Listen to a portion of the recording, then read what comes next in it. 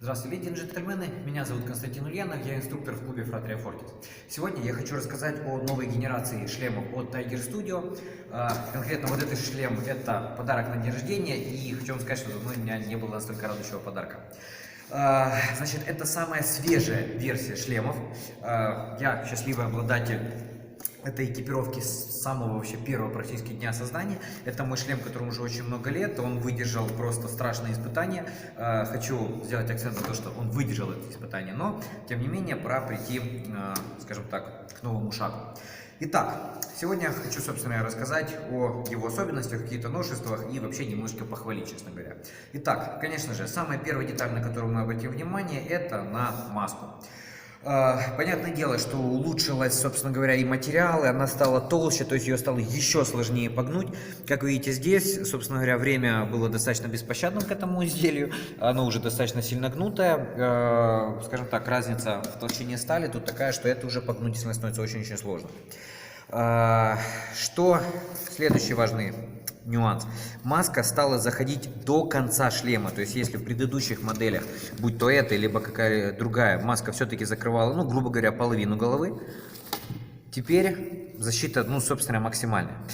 Маска теперь несъемная. То есть, если раньше она сидела на липучке плюс компрессионная стропа, теперь это, грубо говоря, монолитная часть шлема, и лично я считаю, что это очень хорошо. С одной стороны, ее невозможно снять, с другой стороны, как показала практика, модульность в этой части снаряжения абсолютно не нужна. Тем более, что люди, используя, скажем так, в коллективном использовании эти шлемаки, они постоянно пытались эту маску как-то сорвать, оторвать, отрывали эти липучки, как бы их ни пришивали. Поэтому монолитность маски, считаю, что это, скажем так, очень большое достоинство. Более того, если вы посмотрите, скажем так, фирменная для Tiger Studio вот эта система компрессионных строп, которая уже очень много где использовалась, но теперь стропа крепится непосредственно к самой маске. Раньше были разнообразная фурнитура и тому подобное. Очень сильный человек, он спешит, все-таки где-то он мог что-то погнуть или оторвать. Сейчас это практически невозможно. С одной стороны, она крепится непосредственно уже к самой маске. С другой стороны, как вы видите, теперь пошел вот этот вот кант, он максимально укрепленный. То есть оторвать здесь что-либо практически невозможно. Благодаря этому шлем стал еще лучше сидеть. То есть те, кто успел пользоваться этими шлемаками, знают, что стянуть с головы, в принципе, достаточно проблематично. От ударов, будь то локти, колени или даже там какая-нибудь стена, ничего не слетало. Теперь сидит еще лучше за счет того, что эти стропы сжимают основу полностью. Итак, еще один плюс к, скажем так, эргономике. Следующее – это верхушка. Те, кто, опять же, там много дерется на палках и тому подобном холодном оружии, знают, что верху почти любого шлема – это слабое очень место. Самые распространенные модели, которые мы можем купить, это основная деталь плюс два лепестка. Рано или поздно там появится дырка, куда обязательно залетит какой-нибудь кусок пластика, железа и тому подобное. Здесь этот вопрос решен. Найти здесь дырку, в которую может залететь какой-то травмирующий элемент, практически невозможно. То есть у меня так и не получилось. Более того, как вы слышите по звуку, весь верх головы укреплен пластиком. Это важно, например, если вы деретесь на очень жестких макетах, например, ножей, там, предположим, дереве. Обратный хват – это хват очень силового укола, тем более сверху вниз. И очень многие, собственно, шлемы, они где-то рвутся, пробиваются и тому подобное. Здесь, опять же, этот вопрос уже, слава богу, решен. Шлем подгоняется. Конечно, пускай он теперь не настолько универсальный в плане размеров, как были предыдущие, которые одевались на, ну, вообще на любую голову. Теперь он, скажем, чуть более индивидуален, но я считаю, что это адекватная цена за то, насколько удобно он сидит на голове. Конечно же, подбор материалов, то есть, как видим, вот это все просто чудесно. Это лично мой шлем, насколько я знаю, в основном они идут чисто в черном цвете. Вот, но, не знаю, мне очень нравится именно то, как он выполнен, каждый стежок, все убрано, просто чудесно. Следующая важная деталь – это горжет. Скажем так, нам в первую очередь он нужен, потому что мы колем в голову, колем, соответственно, в горло. Нужно защищать эту достаточно такую нежную часть тела. Горжет укреплен пластиком. Дерево держит на ура, ну уж не говоря о каких-нибудь дурацких там резинках от Cold Steel или еще что-нибудь в этом духе.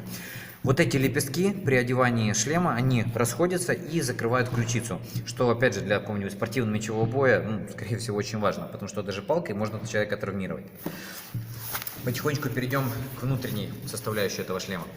Первое, это, конечно же, вот эта вот ткань, она прекрасно моется. То есть, если предыдущие виды шлемаков, они были полностью модульными, и можно было их разобрать, бросить в стиральную машинку и постирать, как показала, опять же, долгая практика, в этом практически нету смысла, детальки так или иначе не изнашиваются, то есть в этом нету смысла. Вы берете просто губку, вытираете это дело, в принципе, любой пот, кровь, слюни, которые вы могли туда напускать, все прекрасно убирается, все очень хорошо сидит. Ну и, конечно, достаточно приятная кожа.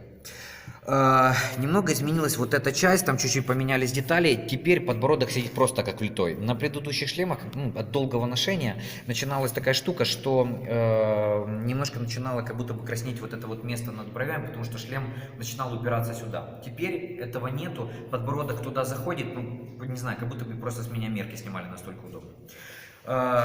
Вот эта деталь, она закрывает низ шеи, когда вы наклоняете голову, чтобы там, не дай бог, что-то не прилетело. Она относительно подвижная с одной стороны, с другой стороны, она, конечно, очень плотная. Один из самых вообще крепких частей в этом шлеме.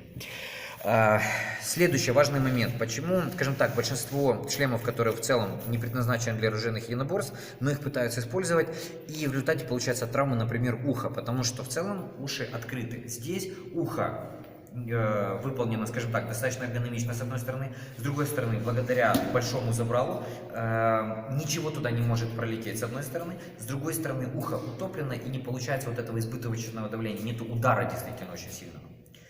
Итак, четвертое, насколько я помню, поколение этих шлемов стало еще более удобное, еще более защищенное.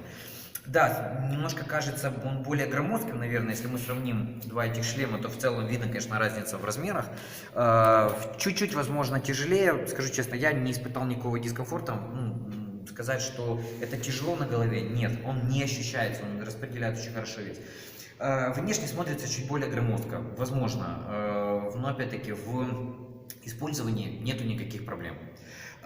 Последнее, что хочу сказать, это обзор. Некоторые вот говорят, что вот обзор конкретно этого типа маски, то есть для современного мечевого боя немножко другой, но более похож на такой средневековый шлем. Там большой обзор, но поскольку у нас специфика, мы не используем такие маски. Скажем так, я не испытал абсолютно никаких проблем с этим забралом. Возможно, сказывается привычка к фехтовальной маске, но, скажем так, вот переход с маски, с очков на шлем не вызвал абсолютно никакого дискомфорта.